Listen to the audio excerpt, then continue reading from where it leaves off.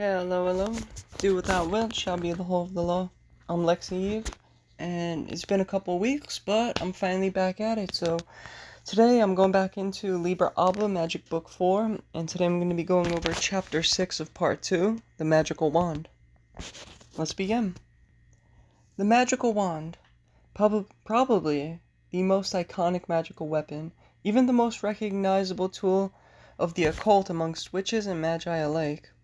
This is a tool by which the magician directs the forces and maneuvers the astral light to thereby do their will. I want to first say that in this chapter, Crowley does not mention the wand whatsoever, but instead goes into a beautiful lecture of what the will of the magician is, how to understand it, do it, and what hinders people from doing it. That I too will attempt to answer and expound upon. But at the very end, I do make some small considerations on how to make your wand, or rather, what considerations you should make before making a wand. That and types of wands. So let us begin. The wand is the tool of the will. So the first question then becomes, what is will? What is the magical will? This is something that each person must look deep within their own soul and decide for themselves based on karma and their nature. But there are some definite commonalities of will amongst all people. For example, the law of Thelema is universal, and the prophet Megatherion writes more than once that it is in conformity with the will of all that they should promulgate the law, for the more people doing their will, the less likely collision amongst stars will occur. The more people doing their will and focus solely upon the spiritual path, the less people will be trying to hinder others from doing their will, be it through interpersonal, societal, or governmental pressures that make doing your will impossible. Let me just say, in addition to that, if you go into the Book of the Law, it says very briefly in a couple of places, it is your right to give the law to anybody that you feel you need to mention it to, and if they do not accept it, they don't want anything to do with it, that's on them. Don't press the issue, don't go forward. There are other little instructions on how to promulgate the law. We are not Jehovah's Witness that do manipulative things, ring on your doorbell or handwrite letters and mail them to your house and, that sort of thing. No, we're not Christian in that sense. Like, we don't try to force anybody to be a Thelemite. People have to realize they're a Thelemite on their own, and that's on them. You could be there to guide them if asked, and if you feel it's okay to guide that person or help that person, and if you feel like somebody's, you don't vibe well, you don't have to help them if you feel like it's not in your best interest, or you feel like it's detrimental to you. Do what thou wilt. So, I just want to say there are ways to promulgate. Still, the idea of will may be confusing to the newcomer, so let us define what it is, plain and simple. My own personal definition of will is the following. Will, the driving force behind the decision-making process of the person who understands their own nature. What then is nature? Again, this is something very personal and differs from person to person. There are commonalities, such as the godly polarities and states of being, as can be found through the study of the Kabbalah and incorporating the Tree of Life schematic into one's being. But I think if I read a quote from the Diary of a Drug Fiend, you might get an idea of what nature means and how to discover it for yourself. So I'll just quote this, a long paragraph, bear with me. Quote, Big Lion says, do what thou wilt. But yes, we say, what is that? And he replies, find out. But how do we find out? He says, how do you know what is the good of a motor car? Well, we think for a bit. And then we tell him that we find out the use of a motor car by examining it, looking at its various parts, comparing it and them with similar machines whose use we already know, such as the bullock wagon and the steam engine. We make up our minds that an automobile is constructed in order to travel along the high road. Very good, Big Lion says. Go up top, examine yourself, your faculties, your tendencies, the trend of your mind, and the aspirations of your soul. Allow me to assure you that you will find this investigation leaves you very little time to wonder what the devil to do with yourself. Thank you very much, we say. But suppose our judgment is wrong. Suppose that we have decided is an automobile intended to go, is in reality a coffin intended to contain a corpse. Quite so, Big Lion says. You have to test your judgment. And you don't do that by asking the opinion of people who are probably more ignorant than yourself. You get into the beastly thing and press the proper button, and if it goes, it's an automobile, and you've made no mistake. Didn't you read what it says in the book of the law? Success is your proof. End quote. If I may give some advice on the how-to of this subject, convince yourself of the importance of self-discovery and introspection, so much so that you couldn't be any more enthusiastic to learn as much about yourself as possible and commit to doing just that. Go through Liber ABA, especially the sections on how to keep a magical record and learn your physical limitations. Go through Liber ABA and think about how you, as an individual, based on what self-knowledge you currently possess, can incorporate all the rights of Oz into your life. Also know that as you grow and your mind and body are shaped by new experiences, so too will everything you've learned about yourself need to be updated. Don't be stubborn, be open to constant change. Acceptance of and embracing change is the one thing that you should be adamant about. Now, with all of this said, let us finally take into account what Crowley has written about concerning the magical weapon, the wand. He begins, quote, "The magical will is in its essence twofold, for it presupposes a beginning and an end. To will to be a thing is to admit that you are not that thing." End quote. Simple enough. To will is to become. Magic is the alchemical process of becoming. Crowley continues, quote, "Hence, to will anything but the supreme thing is to wander still further from it. Any will but that to give up the self to the beloved is black magic. Yet this surrender is so simple an act that to our complex minds it is the most difficult of all acts, and hence training is necessary." End quote. Again, simple. Just as simple as attaining the knowledge and conversation of the Holy Guardian Angel. Which, by the way, I can almost say that discovering one's will and coming into union with the HGA are one and the same. Essentially, in my own experience, and with several people who I spoke to that have reached communication with their HGA, we were all given in straightforward, easy to understand terms exactly what our will is, if not how to do it. That much was up to my interpretations, experimentation, and ability to listen. Now to get there, all one needs to do is remove the inner blockades that have been built up like the tower, and learn to listen to that little voice that is omniscient, all-knowing, that is ever ready to guide you towards exactly what you need if you choose to listen to its directions. See the action of the hand of the HGA in your life that is omnipresent and constantly setting up events in your life to lead you to its embrace and union, if only you remove the scales from your eyes and see.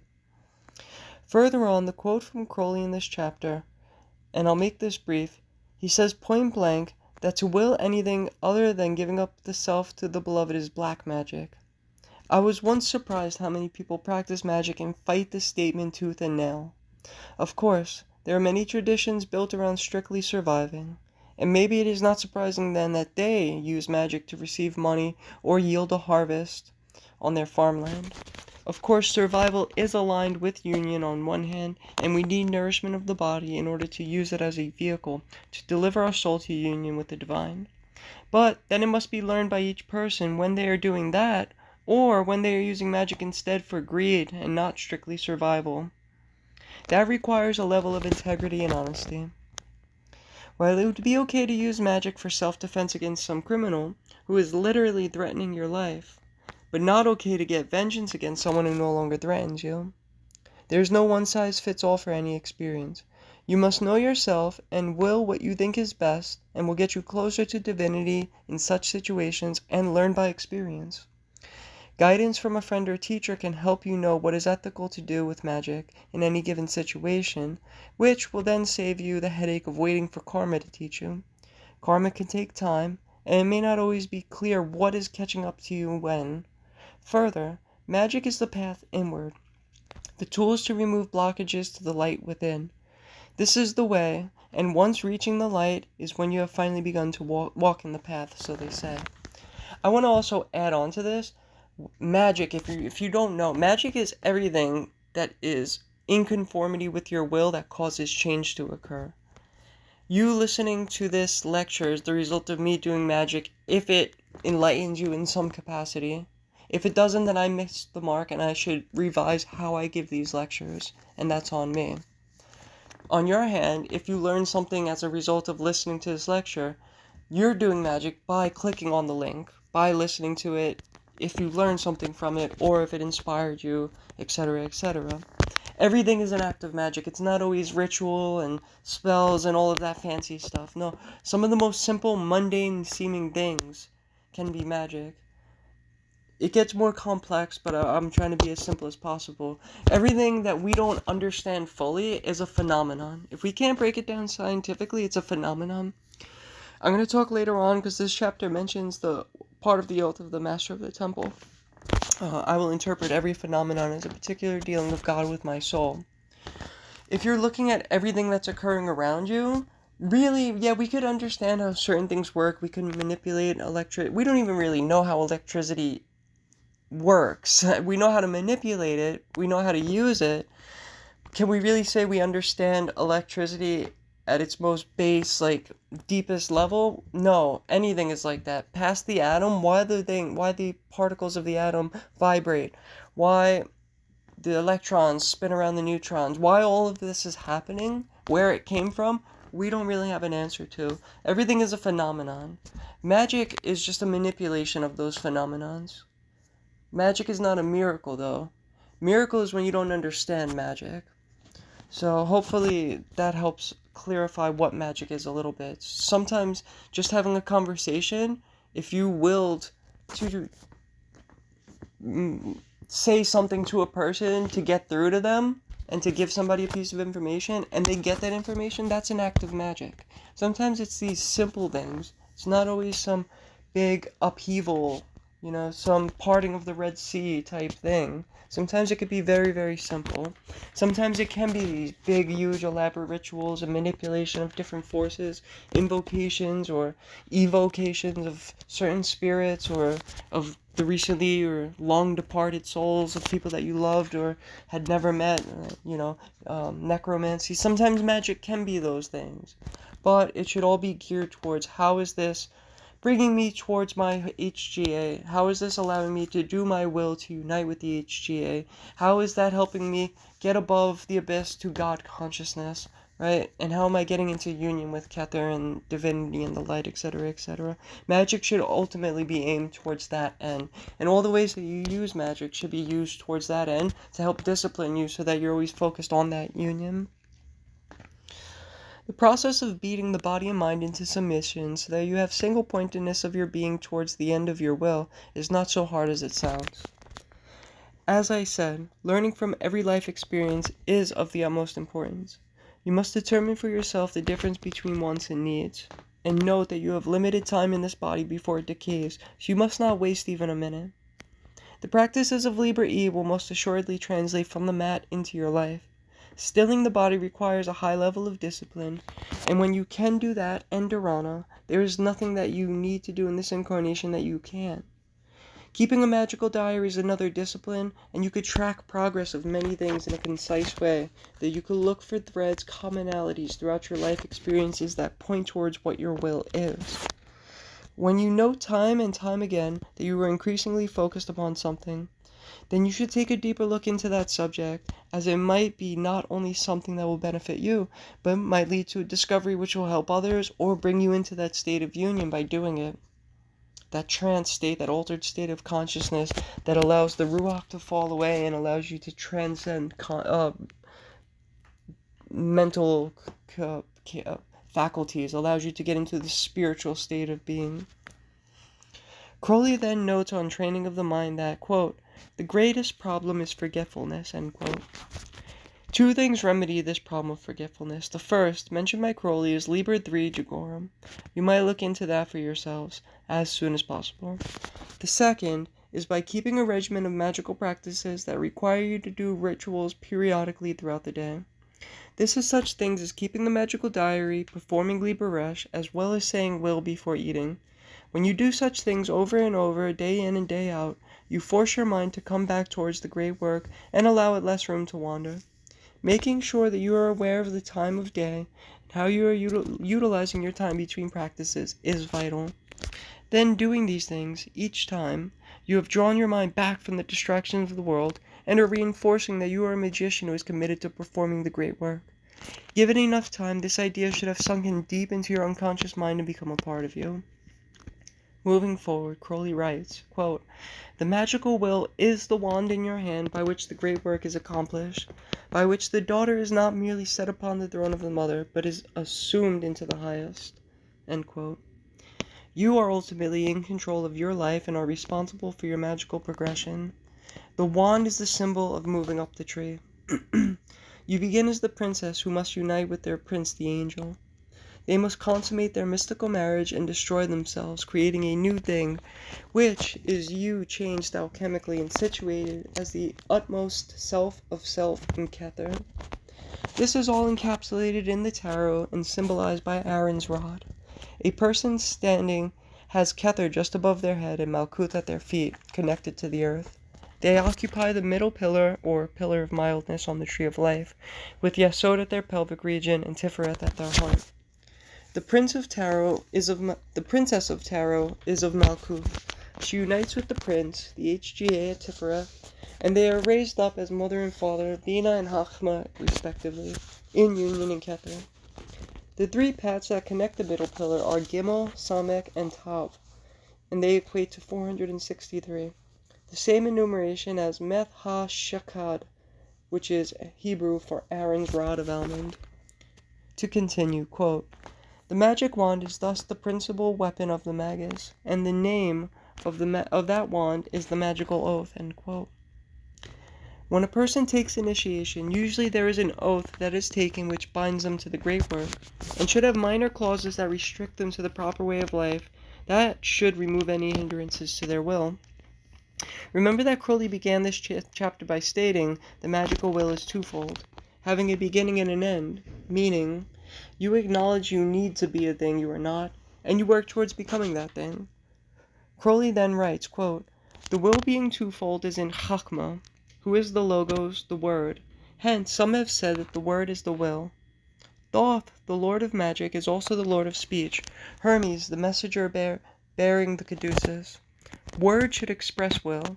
Hence, the mystic name of the probationer is the expression of his highest will. There are, of course, few probationers who understand themselves sufficiently enough to be able to formulate this will themselves, and therefore, at the end of their probation, they choose a new name." End quote. In fact, over the course of going through a magical order, you'll probably choose several magical names or mottos. But let me continue. The magical name, being a word or words, is sacred to the sphere of Chachma, the house of the magus, corresponding to Hermes and Thoth. This word is an expression of the highest will, the most pure form of what the initiate needs to be in order to achieve union with the highest. Essentially, what this quote boils down to is that by taking magical oaths, performing great work, and coming to understand oneself better and better, you are going through a process of becoming more authentically yourself, possessing more self-knowledge, which can then be implemented in such a way that you could remove any obstacles that bar you from union with the most inward, your true nature, that spark of light in your heart, and the energy centers throughout your body. The magical motto binds and morphs you into what it means and implies. So be careful when you take a magical motto. Whatever it says, you are going to bind yourself to that statement. It's going to manifest in your life in some particular way. But also on this quote, the logos, or word, being attributed to the sphere of Chachma, connects the magus to Hermes, and thus the caduceus, the wand with twin serpents, which is of course symbolic of the polarities of male and female in all aspects of existence, as well as the kundalini and the chakra via the spinal column. The wand directs this upward momentum of the serpent force in such a way that eventually, through enough perseverance, any initiate true to their great work can attain unto the uppermost sphere, the Sahasrara chakra, synonymous with Kether.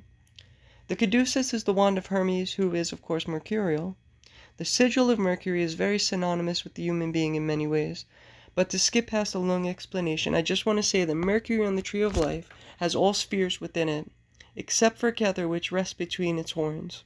This is interesting, as the human has all spheres within them except for Kether, which is above their head. Now, all of these correspondences surrounding Chachma connects with two other ideas.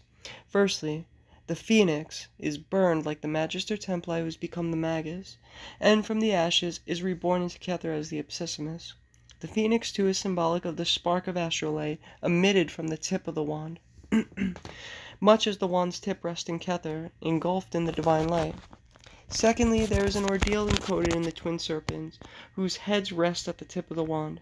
These twin forces, to my mind, appear symbolic of the Qliphoth of Kether, Thaumiel, the twin demons, Satan and Moloch, who devour one another. This challenge to be understood is to understand what it is in oneself that hinders thee, and remove these obstacles one by one until only pure will remains. Crowley goes on for 2 pages giving examples and analogies to explain what is meant, and I believe it paramount that each listener read the chapter for themselves. I can merely pluck out 1 or 2 things, such as how he quotes the biblical phrase, quote, "If thine hand offends thee, cut it off," end quote. But he rebukes this idea because humans make mistakes. That is naturally how we learn and grow. Mistakes are useful, as they can teach us what we are not supposed to do. So do not fear messing up from time to time, but also don't justify your lack of progress by making mistake after mistake.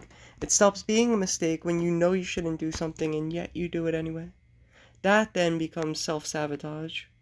Also, Crowley informs the reader that no one size of a magical oath or vow fits all. Sugar is poison to the diabetic, yet useful to a healthier person as a source of energy, so long as it is not abused. Wealth is only bad if it consumes you and you spend your life focused solely on acquiring wealth and never know how to use it to do your will. In such a case, a vow of poverty might fit one such person, yet a happy middle ground of wealth management would probably do better for a majority of others. For a quick laugh, before going on, one of my favorite quotes in this entire book has popped up. It demonstrates that though you are absolutely free to do your will, you had better make sure you are choosing the correct life experiences and disciplines and not wasting your time.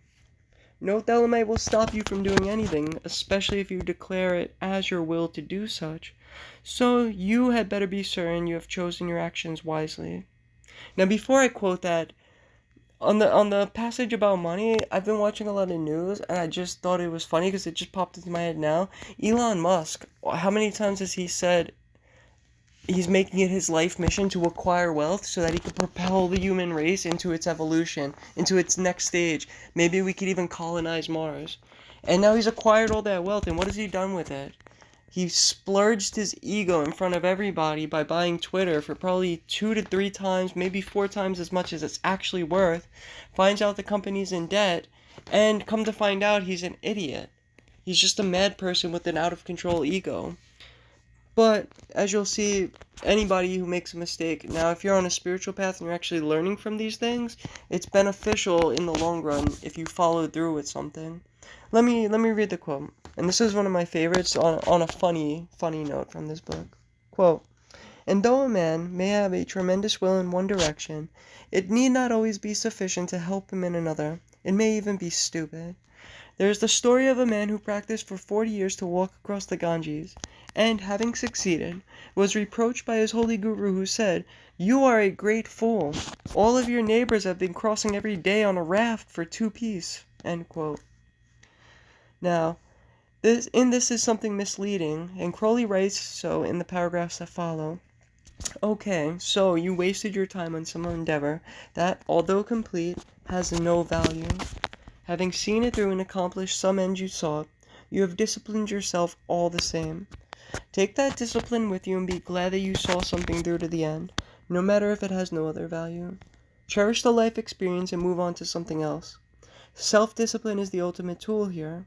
And also, nothing really matters in the end. It is the cosmic joke of Pan that all is Nuit and Hadid in their love embrace anyways. So, no matter what you do, is the same as all other things. Think about that in conjunction with do what thou wilt. All I can really say is seek happiness. Moving forward. This chapter proposes the idea of free will versus predeterminism or destiny. I myself have meditated upon this concept for a long time.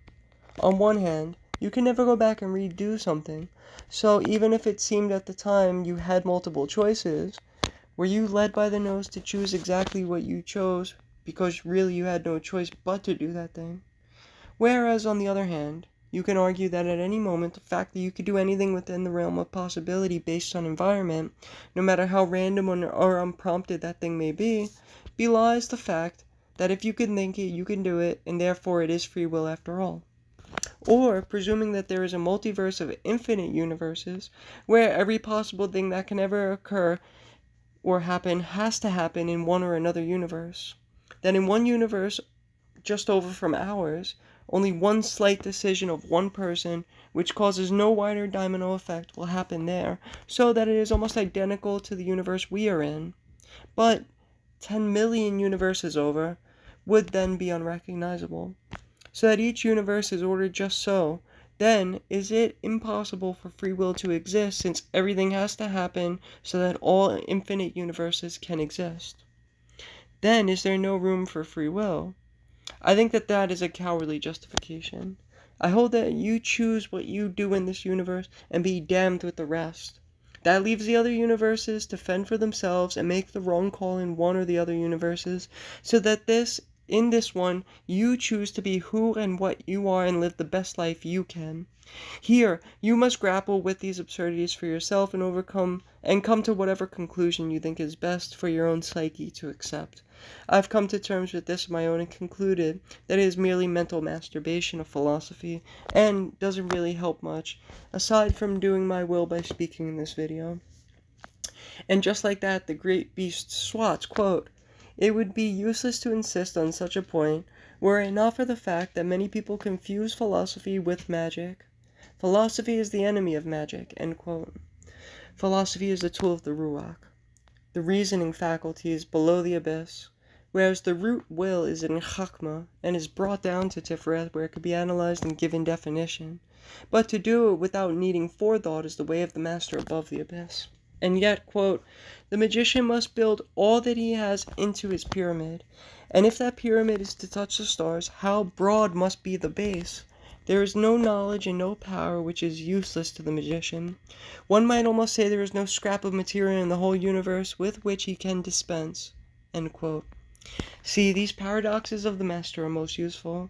Balance every idea by its opposite, for the union thereof is the ecstasy of obliteration. And does not the book of the law say, quote, "Buy nothing, let there be no difference made amongst you between any one thing and any other thing, for thereby there cometh hurt," end quote. Now, Crowley speaks in this chapter about how to refine, know, and execute your will. He references Liber Astarte for this purpose, and I concur based on my dedication to Bastet via Liber 175 Astarte. In that text, you literally focus and dedicate every aspect of your life towards the end of uniting with a love deity. If you are eating, you pray and focus your mind on the task at hand with the purpose of fueling the body solely so that you can have the energy to worship your deity. If you're reading a book, it is so that you can learn something about or information to help you in your worship of your deity, and so on and so forth. Coupled with asana, dharana, Liber Jugorum, learning how to use all types of magic from sigil to astral to ceremonial and sex magic, but only so that you use them to do your will, and combine that with constant introspection and meditation upon your life and events that seem important because they taught you something deep about your nature, and you should have the discipline and the means to do your will. All else is within the book of the law, which I cannot stress enough how important study of El is for everyone on this path. I would argue that there are different levels of will, and in a given incarnation, you would do best to fulfill all functions at each level. There is the will to live, which is wrapped up in the nefesh, in Malkuth, which then comes with such things as nourishment, clothing, shelter, social interaction, and the like. There is the will to learn and engage the brain in new activities that bring you joy. Also, the manifestation of your nature, once you possess that self-knowledge, requires a slew of willed actions to manifest. And then, finally, there is the will to unite with the highest high. For those new to magic, that last one may at first be shrouded in the ego, which has innumerable misconception about what it means to become the supreme Godhead. This, I believe, is wrapped up in the idea of the Ruach, or the Jungian ego. For newcomers, just know that should you make it to the grade of Ipsissimus, it entitles you to nothing. Most people will refute your claim should you go public, which is against the oaths of the grade in most orders anyway. And should people believe you, or just shrug and congratulate you, you may find that the only ones truly impressed are people who either wish to learn from you, or who may be jealous or have some other motive for using you. And if you take students that are so impressed with you, then comes work, and nothing more than work if you're really walking the path. Magic can be used for anything you want, if you are willing to put in the work. But should you attain some high grade and then use your powers for things that are not in harmony with pure will, of helping mankind along the path, and continuing to nourish your connection with divinity, you could find yourself in a precarious position that you have either strayed from the path, or else have tacked on karma to carry on your shoulders. And the higher you are in the tree, the more dangerous karmic baggage is to bear. But that said, the highest will is to become metaphorically selfless and without motion. When you have gotten to a point of full knowledge of self, have embraced the mother and become the pure motion of the father, and have then become the center point on the wheel of samsara which the universe revolves, you cease to move, so to speak, like the flight on the back of the swan in Liber 65. This is the Tao that Lao Tse spoke of, and communication of its state is beyond me, and can really only be put into allegory and metaphor due to the limitations of language. I would suggest that we on the path all keep in mind that you must know yourself as much as possible at all times, and fulfill whatever parameters through action at every opportunity, so that hunger doesn't lead to starvation and health problems, or gluttony for that matter, so that you are in a good state of awareness as to what your body needs, not so much that you distract yourself from fulfilling the highest will, but also keep a good healthy balance. Life is joy, and you should constantly be seeking out new experiences, so that if something you were previously unaware of catches your interest, you can follow that activity on to where it may lead. Balance work and play in the correct portions for yourself. Moving on. There is in this chapter mention of this particular quote, obligation of a master of the temple, in which it is said, I will interpret every phenomenon as a particular dealing of God with my soul. The master of the temple asks, on seeing a slug, what is the purpose of the message from the unseen? How shall I interpret this word of God Most High? End quote. The magus thinks, quote, how shall I think to use this slug? And in the chorus he must persist. Though many things useless so far as he can see are sent to him, one day he will find the one thing he needs, while his understanding will appreciate the fact that none of those other things were useless. End quote. The mythology surrounding the Kabbalah states that Abraham founded the Kabbalah by study of nature. And any true spiritual warrior should confirm that nature, both internal and external, are the field upon which the spirit plays the game of Pan. This is where all learning and discipline occurs. Any and all of the universe is discernible via nature, and once you fully understand either the internal or external, you will simultaneously understand the other. Then all that is required is patience for experiences to present themselves so that you may do your will. As mentioned before, that means to refine your being, and which Crowley writes about in this chapter is the value of vows and oaths. These coupled with obedience to the spiritual way.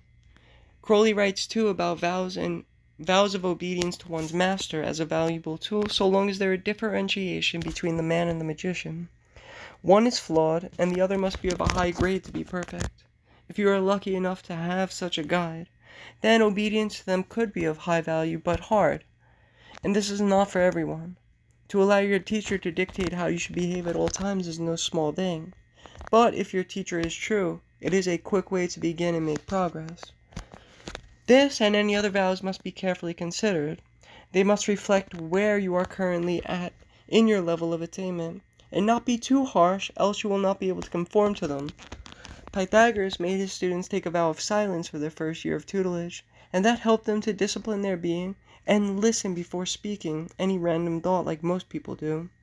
The Buddha took an oath that none of the inhabitants of the 10,000 worlds should cause him to rise until he had attained, so that even when Mara, the great archdevil, with his 3 daughters, the archtemptresses, appeared, he remained still.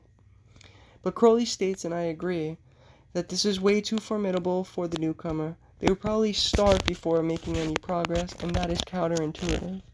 On vows, Crowley recommends that, quote, even if the person is very confident in his strength to take the vow for very short periods, beginning with an hour and increasing daily by half hours until the day is filled, end quote. This is how most progress in yoga is made. Raja yoga, like asana especially. You start with short periods, and you increase little by little so you do not hurt yourself. So when you're taking magical vows or oaths that you're putting upon yourself, you might stipulate, okay, I'm going to do this for just a half hour today, or just for sunrise to sunset. Things like that, until you build upwards, until you could, or if you feel you need to incorporate that vow permanently, or if you feel you need to drop it, you could do so if you've taken it for just a half hour one day, and see how you feel after that. This way you don't put yourself into a binding situation that you can't get out of. Eventually, the goal in all of this is to become able to do your will without even having to think about it, so that in any given situation you know exactly what is best for yourself, and you will do it instinctively.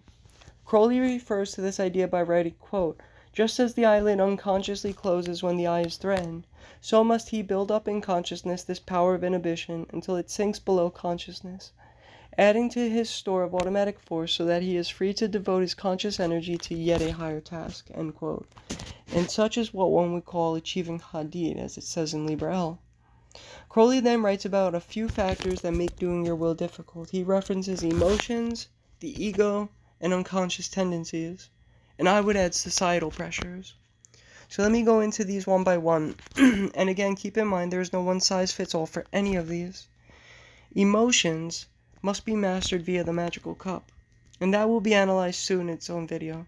But I will say that while therapy might work for some, for others it won't do a thing. Psychology can be useful, but it is limited by our lack of scientific knowledge of how the brain works. This is because the neural systems are extremely complex, but also because science is an objective study that requires repeatable results from experiments to conclude upon knowledge as a fact. Every brain is so vastly different from another, and its working so subjective, that there can hardly ever be a full understanding of the human brain through science. Carl Jung studied the Kabbalah among other occult sciences, and in my opinion, that is why he made such drastic progress in the field of psychology. He took things we Kabbalists have known for aeons and changed the wording so that the terminology reflected science rather than spirituality. Many people through the ages have suffered from emotional and psychological disorders, and I do not want to dissuade anyone from seeking help or refusing to be medicated. That is your will to consume medication if it will help you. But I would first urge many people, not all but many, to attempt to master their emotions through the art of magic and yoga. As a magician, you are ultimately in control of your world. If after many trials and experiments on your own, you cannot come to a point where you are stable and generally in control of your emotions, so that they are not so intense that you cannot function, I would suggest trying whatever you need. Then, of course, in some cases where emotions are so intense, and one's mental realm is clearly plagued by some disorder, I would of course recommend you seek help and get some type of psychological help. You need to get in control of your emotional and mental world so you can progress elsewise. Otherwise, emotions pop up. Mostly they stem from fear, and I'm going to go into that in this next section on the ego as a hindrance to will. It all boils down to fear. If you're afraid of something, it causes a slew of other emotions. So if you could uproot that fear and replace it with courage, you're in good shape. Now, the ego as an inhibition of doing your will is the trickiest of all of these. It will be affected by fear, which causes a ton of different emotions and detrimental thoughts, and it is the ego that is afraid of other people and their condemnations of you, hence societal pressures. You must transcend the fear of judgment of the people who would stop you from doing your will. I don't recommend anyone invoke line 5 of Liber ABA. Although, if you feel so strongly that that is what needs to happen, so be it, but take responsibility for your actions. Let's say to stop a tyrant. Well, I would suggest you at least exhaust every other possible option before invoking line 5, as doing that will send you to prison in most places on earth. And if going to jail will make it too difficult to do your will, well, consider that as well. I, myself, personally found divinity in prison, but it is not a good place to be, and I would recommend you avoid it at all costs unless it is your will to be there.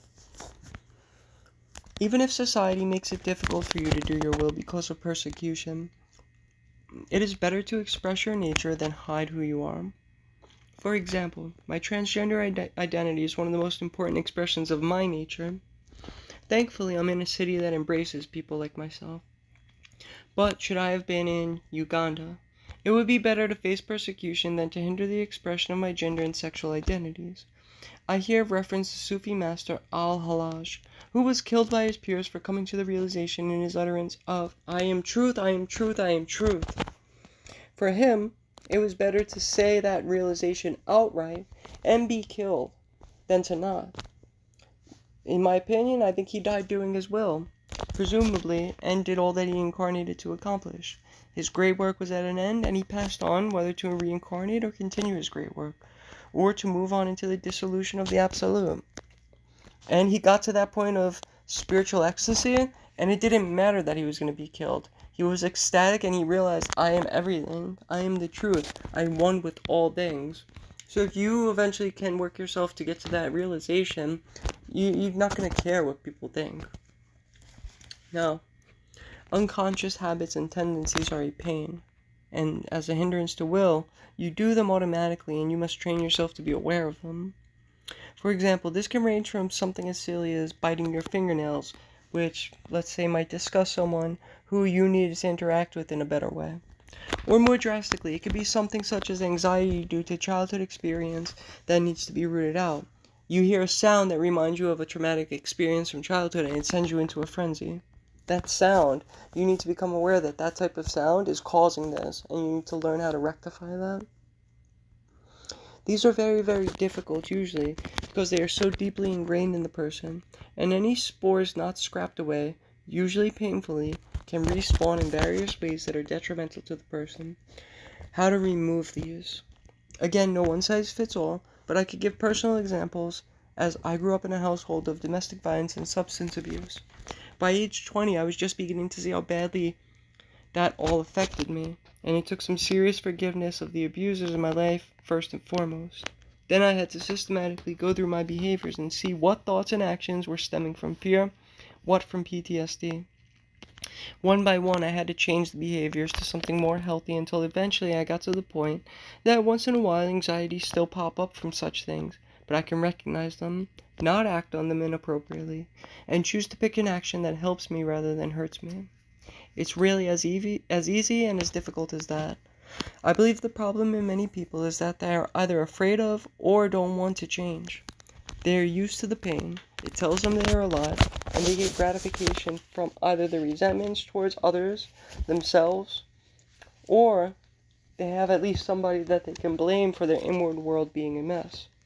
And or they are addicted to the emotions. Depression, for example, I believe, falls into this category of addiction sometimes.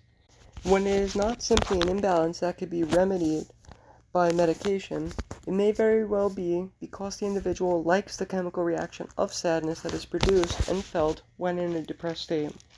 It becomes a go-to for many reasons, but I think primarily because they like the chemical stimulation. But I'm not a psychologist, I merely noticed this in myself and a few others, and it fits the topic, so there you go. Now, how do you get to this point that you overcome these hindrances so that you can do your will once you know what it is? Crowley writes here, quote, "The best is perhaps the method of equilibrium. Get the mind into the habit of calling up the opposite to every thought that may arise. In conversation, always disagree. See the other man's arguments, but, however much your judgment approves them, find the answer." End quote. And now, in my opinion, through the Limerick practices, you can get the discipline by following these practices all the way through.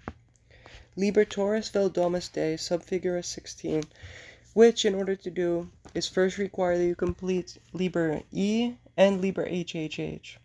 This text has a method that you can use for obliteration of thought. Then, along with following the Equinox and Magic Book 4, until you have progressed through Adepthood, you can eventually get to Liber Yod, subfigure 831. In this text, there is a practice for the identification of the self with the body, brain, and mind, which can be overcome by this practice when you have come to be ready to do that. Crowley assures us that, quote, "If you have done this thoroughly, these points of view will cease to trouble you. You can then assert your own point of view with the calm of a master, which is more convincing than the enthusiasm of a learner. You will cease to be interested in controversies, politics, ethics, religion will seem so many toys, and your magical will be free from these inhibitions," end quote. But don't think that any of this, even if you have the best disposition in the world, even if you are almost a near-perfect being as you start this path, is easy. It is a rugged and treacherous one, both getting to understand your will and to do it. Whether you join a magical order or you practice solitary, I believe that if you are truly performing the great work, the ego begins to see its own demise and will rebel. There is a breaking up of the individual which must be put back together in the correct fashion, free of what holds you back from being your most authentic self and experiencing divinity both outwardly and within. Crowley writes the following sentence, and it is truly one of my favorite quotes by him. Quote, "Everyone who signs the oath of a probationer is stirring up a hornet's nest," end quote. This is followed up by him saying that maybe because probation in AA is so simple, or because the universe thrusts the might of Maya at you, whatever the case may be, many do not make it through probation. Yet, on the other side, once the first year is complete, things go back to normal and the person is changed. I had this experience with my teacher in Oregon, and at certain phases of the great work, new ordeals do present themselves. Each one must be overcome, or else you will remain stuck, and the same problem will come again and again until you either quit magic, or are struck insane, or you pass on into your next incarnation. But it isn't so grave as all that either. Even if you don't pass your ordeal in this incarnation, so long as you try and don't give up, you will continue to gain new experience that will help you in the endeavor, and eventually you are guaranteed to overcome the problem. As you have unlimited incarnation, statistics are certainly in your favor. I go so far as to believe in the multiverse, and that if you could be born into a universe in the next life that is so similar to this current incarnation, that it is almost the same and any difference unrecognizable.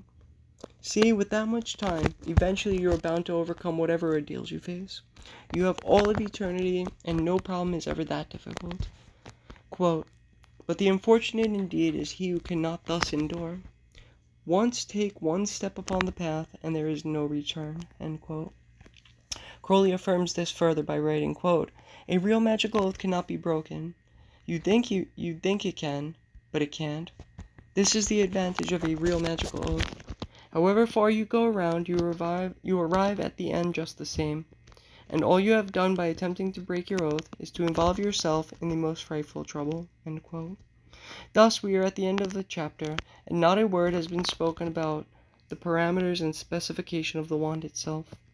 Wood, metal, crystal, and other substances are suitable for wands of a specific purpose. For performance of the great work, you must know your nature, and that is probably a reason why it is not amongst the first weapons you procure. In fact, you get your wand in Netzach in the Golden Dawn orders. By that point, you should know a good deal about the mysteries, which will aid you in deciding how to make yours.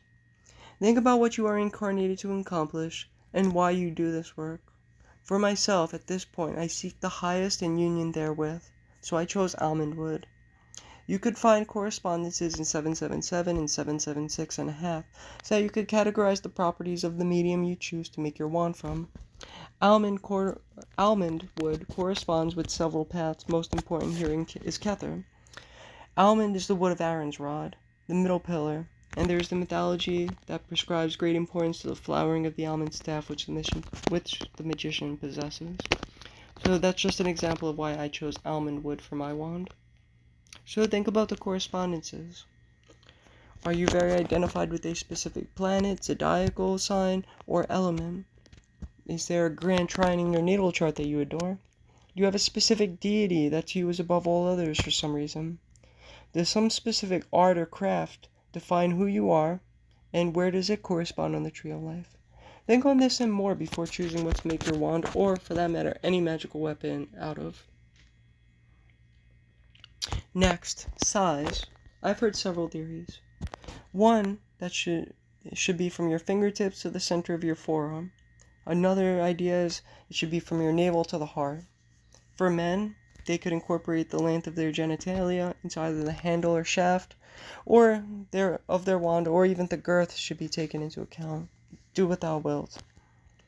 For myself, I chose 13 inches for the word achad, as that's important to me. To consecrate it, I'll just give you what I did, and you could choose to do however you feel is best to consecrate your own weapons, but I chose to invoke Tahuti and engrave one of my magical mottos into the handle. Then, using sex magic, I gathered ingredient X and combined it with albermelon oil, and I anointed the entire wand, but most especially the engraving. You may try this or something else, whatever pleases you, whatever you find best. I mentioned that the phoenix is the astral light coming out of the tip of the wand. Note that once you have mastered the astral, you use the wand to cast astral light, which is suspended in animation in or around your circle whilst performing magical rituals. For example, sigils can be drawn in the air, or most commonly pentagrams during the lesser banishing ritual of the pentagram are drawn in the four quarters during that ritual. You should be able to see the astral light. If you cannot, then you need more practice. But it is one of the easiest and most fundamental forms of magic, and once you get the trick of it, you'll probably agree with me that it's easy to get the hang of. Very lastly on this subject, someone asked if I would go into specific wands, and I told them I had only so far mentioned the caduceus. That makes me wonder. I will mention this. In the Golden Dawn, they have several wands that correspond with specific grades or are for specific positions in initiations. There's your personal wand, of course. But for the ceremonies, they have the Phoenix wand, the Lotus wand, the Caduceus Carex wand, the Fire wand, Cancellarius hexagram wand, the Hedgeman's wand, the Hierophant's wand. They also use the Ankh. And one of the oldest wand artifacts found, I was looking up online, was a Zoroastrian barsum. I also found a website that records some notable magi and their wands with biographies, which I will link in the description below. Note also that many deities of the ancients held wands, or things similar to wands, which could be used to direct forces, such as the Ankh of the Egyptians, which most certainly can be used just the same as a wand, especially in such rituals as Liber Israfel or the Rosy Cross ritual of the Golden Dawn. Wands have most certainly been used for a very long time. They come in many forms, but all direct some type of energy or light. Whether it is a traditional wand or a fork like a trident wand, the use is essentially the same. Note again that Magic Book 4 is entirely focused on magic to climb the tree of life. That is why Crowley doesn't go into the specifics and uses of different types of wands, and focuses solely upon the symbol of the wand for the magical will. I went a little outside of that parameter, but I did not want to stray too far. And this was a long video, so with all of that said, I hope you found this talk helpful. I will here end by wishing you all well, by thanking you all for your patience these past couple of weeks between videos. I really do hope that you enjoy this, so love is the law, love in the world. Cheers.